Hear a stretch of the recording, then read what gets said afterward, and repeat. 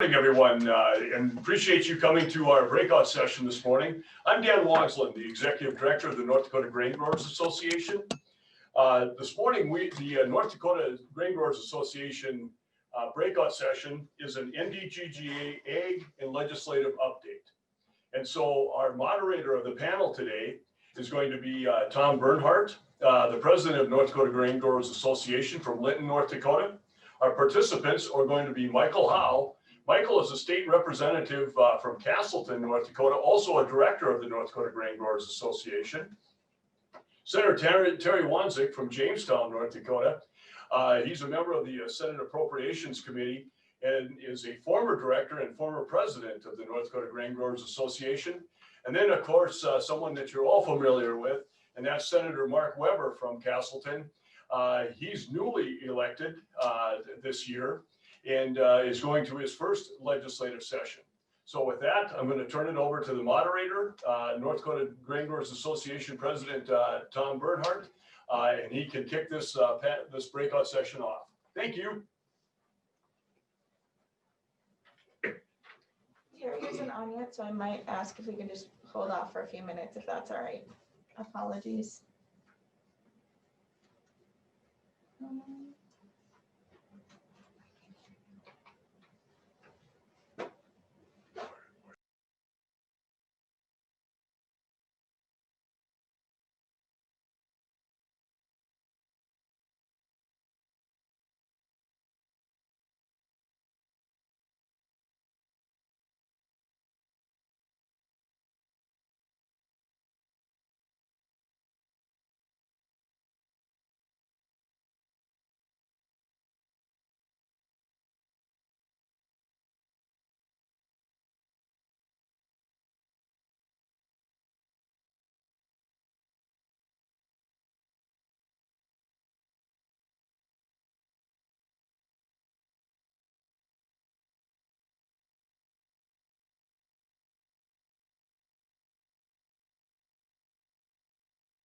Well, again, good morning. Like Dan said, welcome to the session, and we're actually waiting for one of our participants is having some technical difficulty joining up, so that's what the delay was. So we'll get all these little glitches worked out. But if I can start with you, Representative Howe, and thanks you guys for doing this for us this morning. So the first question is, what do you see as the most important issues that will face the upcoming legislative session, and how will you seek to solve those issues? If you want to start out first. Sure, I can answer that. You know, the world we're living in, the number one priority will be, getting through the coronavirus pandemic and providing relief to the people that need it most here in North Dakota. That being said, we meet every 2 years starting in January. So hopefully by the end of the biennium, we are past the pandemic and we're moving forward. So we have to keep that in mind too. I mean, we'll have the pandemic will be the top focus, but also we know that later in 2021, also in 2022, hopefully we'll have this behind us and we'll be looking forward. So how do we help out and have a good business climate for farmers and agriculture? One of the bigger topics will be infrastructure funding. I know the governor in his budget last week released a bonding bill for infrastructure, roads, bridges. With my background representing a rural district, funding for county roads and townships so we can move our ag products to and from market will be very important as we look forward. I think our infrastructure needs are only going to increase in the coming decades, really. So if we can take advantage of low interest rates now by bonding and help shore up our county roads, it'll be more important than ever to focus on that here this legislative session.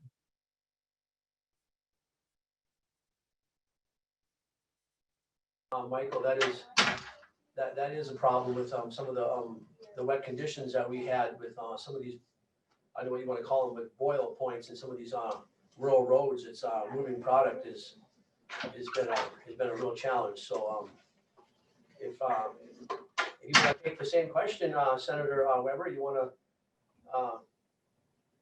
take the same question I had? You want me to read it again, Mark? Can you hear me? Okay, I think I'm off of mute. And Tom and Dan, I want to thank you for giving me this opportunity to join your group.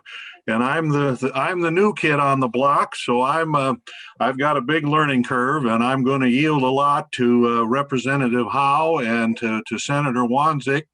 You know, Senator Wanzek has been there a long time, and he truly has become the dean, if you will, the dean of the ag senators.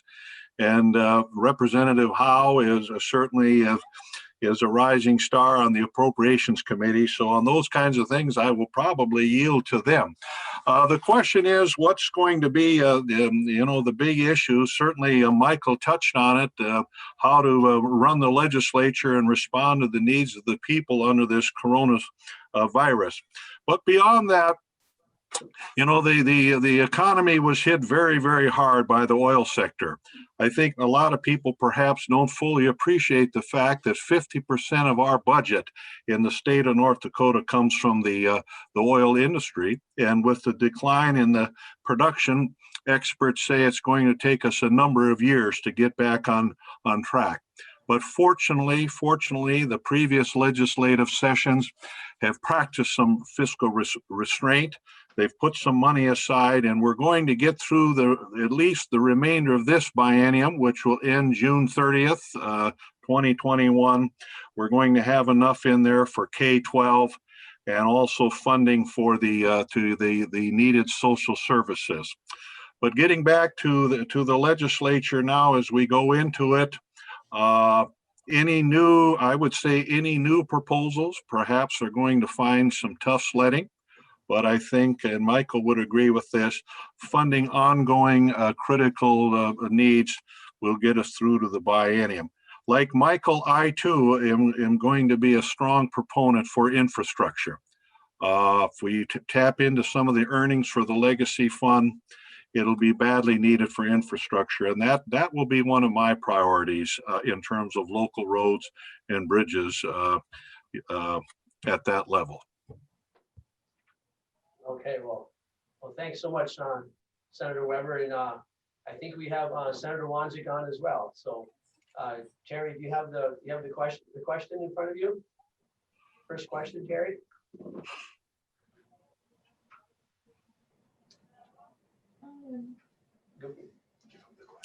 Yeah. Good morning, Terry. The question is, what do you see as the most important issues you will face in the next upcoming legislative session, and how will you seek to solve those issues?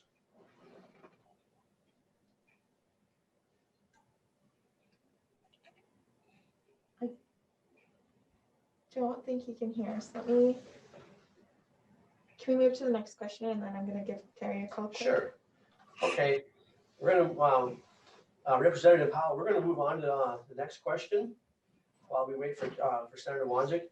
What are the most important rural issues that you will be faced in the next session? Well, and I touched on a little bit in my first answer of, infrastructure funding and roads. And I know, like in Senator Wanzek's area, they are still trying to get out of the devastation from 2019 and the winter of 2020 of the brutal rainfall and early snowfall that really beat up their township roads. But looking ahead, as a state of North Dakota, how are we going to work with the upcoming administration? During the Obama administration, waters of the United States was a huge issue that the state of North Dakota really took on. Attorney General Senjum, Ag Commissioner Goring really helped in that fight to stand up for North Dakota farmers in the battle of waters of the U.S. Now, I don't know if that's something that the Biden administration will take another look at. You hear all sorts of things, but we'll see come January of what they have in mind at the federal level.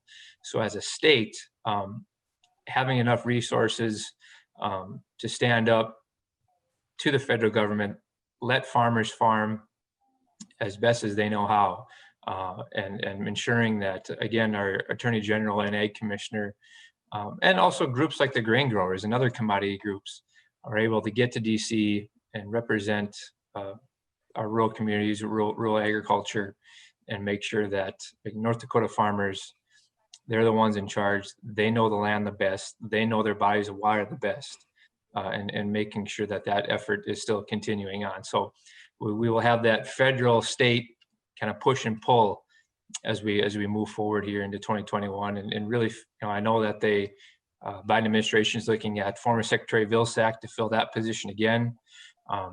Another ag state governor, Secretary Vilsack, hopefully will be a champion for North Dakota as well. Okay. Well, thank you, Michael. And want to take the same question, Senator Weber? Yeah, I would say one of the projects that we're going to be certainly supportive of, and that would be the proposed new product utilization center being proposed at North Dakota State. And I know the last session, Representative Howe was a strong supporter to get some funding initially started. And that's a big project. That would be a big win for us in North Dakota if we can get the necessary funding to move that project forward. So in my mind, that'll be something that's important to us, and will have a long-term impact, if you will. One of the things that I was surprised to hear the figure. Recently, in some of our discussions, we were informed by the Great Plains Transportation Institute, that's the think tank located on the campus that has to do with transportation issues. They had some data to indicate that over the next 20 years, over 9 billion, that's a B, 9 billion is going to be needed to shore up our local infrastructure in bridges and roads. And that's a pretty alarming figure. So, the challenge is, how do we, when you divvy up the money within DOT, how do we work to try to get, more resources down to the local level? The Prairie pothole bill that was passed last time, to refill some of those buckets, going to be a tough go because of the declining oil income. But having said that, the monies that went to the townships, we all knew that probably, and again, we're thankful that we got that. But I think we all know in our own experience, it probably pays for a couple of culverts, if you will. So we've got a ways to go to shore that up. And again, that will be one of my priorities if we can improve that situation. And Mark, too, if I can add to that, the energy industry, oil is obviously a huge part of the state budget.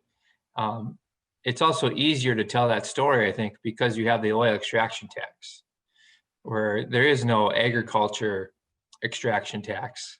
The income and revenue from the ag industry is spread out amongst all the other taxes. You've got your motor excise tax, your sales tax. So it's really encouraging to have a guy like Mark, who's been in the industry, also with the farming background, now in the North Dakota Senate, joining guys like Senator Wanzek to tell that story of, hey, we've had a few down years here in the ag economy, but don't kid yourself. We definitely are pulling our weight, and hopefully now with the prices rebounding and hopefully staying that way, agriculture can have that much more of an impact on state revenues. But just sharing that story, North Dakota, you look at members in the legislature right now, it's fewer and fewer guys that have agriculture backgrounds. Maybe someone grew up on a farm, then they went to school and then moved to Bismarck, Minot, or Fargo, and aren't necessarily hands-on in the with an ag background now. So just sharing that story, I think, is also one of the other duties as us agriculture guys in the legislature have, sharing that story of, hey, this is very important, and kind of peeling back the fat a little bit, as you could say, and sharing that agriculture is still very important in all four corners of the state. Yeah, Michael, if I could add, and Dan, if I could add to that comment too, in terms of the legacy fund earnings, You know, this summer there was a number of meetings held around the state, if you were, and various interest groups were there asking. And you know, we in agriculture, I think sometimes maybe might feel a bit bashful to ask, but certainly all of the from higher ed to social services to all of the industries were there at the table asking. And I just would encourage the commodity groups to continue. I mean, we're paying a lot of taxes on our farms and stuff, and I think sometimes we might be a bit too bashful, if you will, to ask. And we need to keep asking, particularly at the local level. Okay, well, that was very good. So that leads us right into the next question. You know, in most areas in the state, there was the crop went in on time, came off on time. So we had pretty much an up year in North Dakota as far as everything was concerned, if you think from the beginning of the growing season to the end. So how do you view the future of agriculture in the state? Well, you know, it's really unlimited. You know, if you were to talk to guys from 20, 30 years ago to see where we're at with GPS systems and just the wide scale of how big our ag equipment is, I don't think anybody could have ever realized this. You look at here, you know, I'm in the eastern part of the state, and we've got the Grand Farm just south of Fargo, and they're working on autonomous vehicles and farming. It's just at the beginning stages of that. But what will that look like in 20, 30 years? There's labor shortages here in North Dakota. This, I think, will help solve that, hopefully become more efficient. If we can have autonomous vehicles in farming, that's going to help, I think, a farmer's bottom line. And I think that will be the wave of the future. And that's really exciting that that's happening right here in North Dakota. And as the North Dakota legislature looks at it, maybe we can put some investment behind that and attract those different tech companies. And we've got Grand Sky up in Grand Forks. We've got Grand Farm here in Fargo. We can use those collaborations to work together. I think that's really a cool thing that's happening right here in our state. And we'll be at the forefront, not just in the United States, but probably the world. And I think that just will help expand and diversify our economy. It's going to help broaden agriculture as a whole. It's going to attract new jobs. So when you say, you know, ag jobs, it's not just the farmer planting in the spring and harvesting in the fall. I mean, we're hopefully on our way to having major high-paying jobs in technology related to agriculture, and I think that's really cool, and it's only going to benefit agriculture as a whole as well as our state revenues. You want to, so Representative or Senator Weber, you want to take the same question? Yeah, you bet. You know, with my experience, with some of my experience at the Northern Crops Institute, one of the things that I learned, or perhaps you know, wasn't as aware of as I should be, and that when it comes to grain quality, not so much, you know, when you and I as farmers talk about grain quality, you know, we think of straw strength, we think of you know, those kinds of things that when we see our crop out in the field. But one of the things that I became more acutely aware of is the industry. When the industry talks about quality, they're talking about end use quality. And so I think as buyers and growers get a lot more sophisticated, I think the future may very well be, we'll be moving, we'll always be shipping bulk commodities, if you will. But I think I can see a future too where buyers are going to be requesting lots. They're going to request lots or grain lots that might have a specific quality trait, if you will, that's not in the current grain standards as we know them. So, for example, we may be having bakers, you know, requiring a load of wheat that might have a certain farinograph number, a certain falling number, if you will, perhaps a load of soybeans that might request a specific amino acid profile, you know, which indicates the quality of the protein, you will. So I think in the future, we may be seeing a lot more of that. Growers, like I said, are able to deliver specific qualities, and the market has become so much more sophisticated. So while the last 125 years, we've relied on bulk quantities, and that'll certainly be part of our future. But I also see a shift to some of this more specific commodity traits when on sales of grain and oilseeds.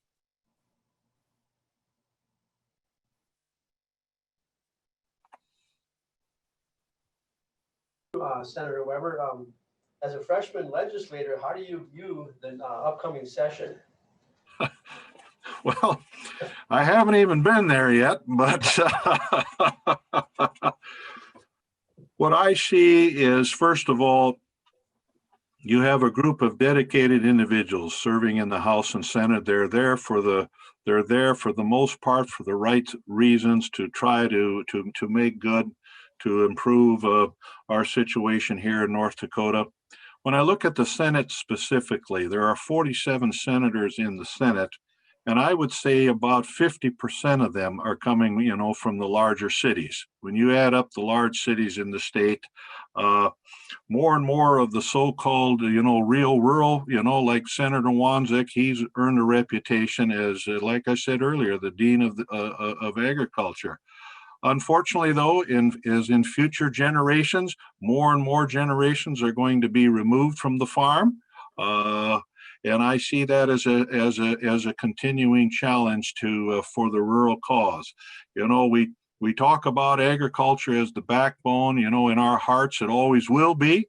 But of course, as energy has taken on a huge part of the budget, like I said earlier, they're 50% of the budget. Technology, someday we're going to be like the Silicon Valley, perhaps, with some of the growing technology here in the Red River Valley. At least there are advocates pushing that. So I think that will be a challenge as time goes, and for rural to hold its own. I see another issue too, when you have the large cities and our city friends want to move out and live in the country. Those that have served as township officers know the impact of that as well, as our city friends move out to the country, requiring more services in terms of snow removal and gravel and that sort of thing. So those are issues that are on the horizon. Okay, well, thank you, Mark. And Representative Howe, being you were just elected to your second term, what do you see as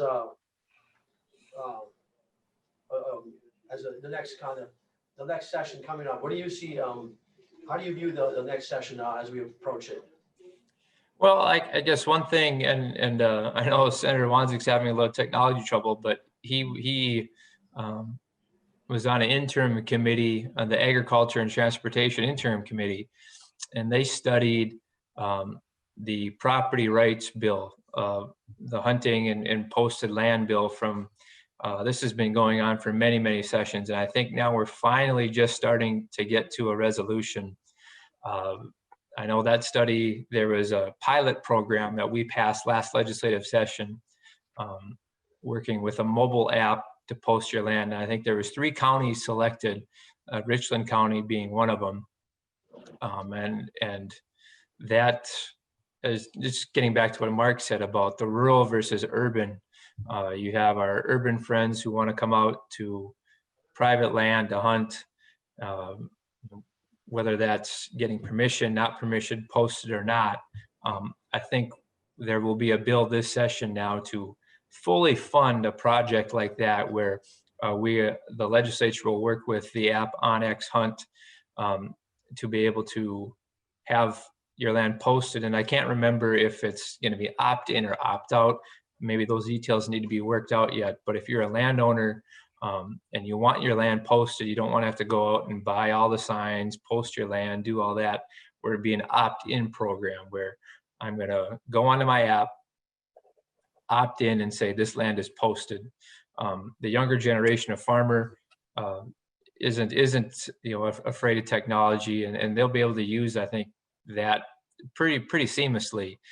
And I think having a source of information like that will just make it easier on everybody, the landowner, the farmer, the hunter, and really hopefully put to rest this fight of of wildlife groups versus agriculture groups.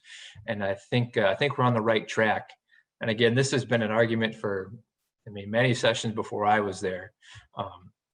And hopefully we're coming to an end. And that will be one of the bigger issues, I think, in the ag committees, both Senate and House, as we move into the 21 session. Thank you guys. And that I was involved with some of those debates last session, and that would be awesome to get some of those things corrected as far as the hunting and so on and so forth. But like we mentioned, Senator Wanzek is having some trouble joining us. So the last question, if you want to take this one, Representative Howe, what are your personal goals that you hope to accomplish both in the upcoming session and also in your as growing season approaches next spring on your farming operation? Just what are your thoughts on that one? Well, goals for the session is to, it's quite the grind. You've got 80 working days. We start January 5th of this upcoming year, and we're there Monday through Friday. Really January 5th. I think day 80 right now is scheduled for like April 28th. So that's 4 solid months. I make the drive home every weekend. That drive on I-94 gets kind of boring after the first couple times you make it. And so then I come home on a Friday evening. Saturday is usually at the office, going through paperwork, catching up on what happened at the week at our business and our farm. Luckily, we've got some really dedicated, trustworthy help that's been with us for quite a while now. And without those guys, we wouldn't be able to function. So all the credit goes to our help at our farm that keeps the wheels in motion. As far as goals, just for me personally, as a legislator coming into the session, it's just putting out good policy. I'm not one to go into the legislative session with a briefcase full of 25 bills. I'm there to respond to my constituents and help out the state of North Dakota as I see fit, and as a collaborative group as we see fit. Be a team player. That's kind of one of the cool things about the North Dakota legislature. It is quite the camaraderie. You're in there. Everyone's coming from all different parts of the state, and you have one goal in mind: to balance the budget and get out of there with good policy for the state of North Dakota. Looking ahead, I guess business-wise at our farm, our seed farm, our forte has been wheat and barley sales. So I think barley acreage will be up a little bit this year, which will be good. And then for wheat, we have a couple new varieties out there for our customers. And we'll just keep on. Hopefully the market stays up like it is, and it can help. A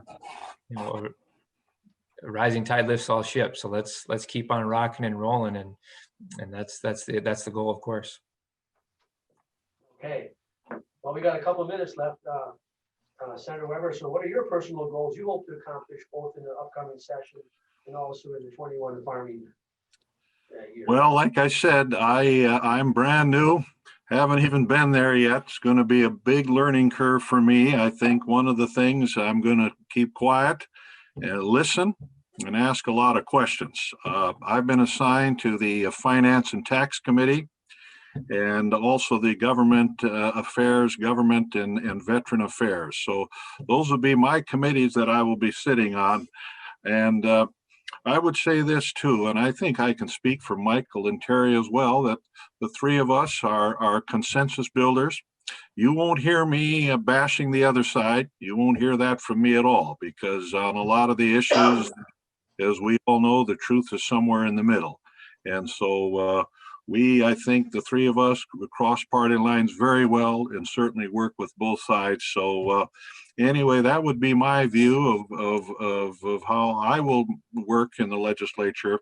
And again, there are so many bills that will be voted on. I think I've heard is up to 1,000 bills are under consideration or have been considered in past legislatures. We have to rely on good quality committee chairmen to understand the bills because I know that it comes very fast. in terms of my personal goals on the farm, I just hope next year I'm still farming and haven't gone broke yet. So I'll leave it at that. Well, and Tom, if I could add too, we talk about the upcoming legislative session. It's going to look so different. This will be a unique legislative session. We haven't seen anything like this before. It's going to be a lot of this, a lot of virtual stuff. Some legislators may be participating virtually, but then also to the general public and also groups like the grain growers. Every committee room for the first time will have audio and visual. So we'll be able to have public testimony via Zoom, via computer. And I think that's great. I think that will help get us through this pandemic. And also there's another opportunity there for public input. So as we move forward, I invite everyone to participate. You know, this is North Dakota's legislative session. This isn't just the legislature's legislative session. And that's how we get good policies. We hear ideas from all over the state, from every single interest group there is. So I encourage everyone, now more than ever, you'll have the ability to participate and be aware of what's going on. Okay. Well, thanks so much, Representative Howe and Senator Weber. And I think I can speak for most of the people, especially for Dan and I. We weren't able to get Senator Wanzek on, which I think is a loss. We could have heard a lot of good things from Senator Wanzek, but we'll keep working on this stuff. So thanks everyone for attending, and we'll see you next time.